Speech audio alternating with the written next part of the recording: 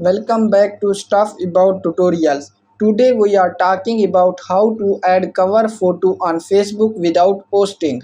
Why would you want to know how to add cover photo on Facebook without posting? Well, maybe it is your first time using Facebook and not sure how to add cover photo on Facebook without posting. So today I am going to show you how to add cover photo on Facebook without posting. Check video description and I will try to leave the written instructions. Adding cover photo on Facebook without posting is quite simple and easy to do, and the process is same for Android and iOS devices.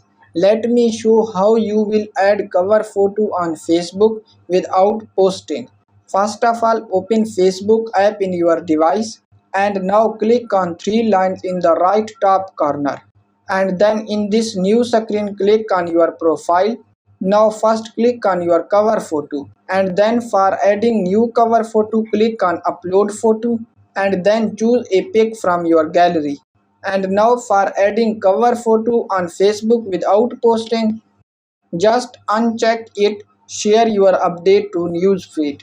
Then click on save icon in the right top corner and your cover photo has been added.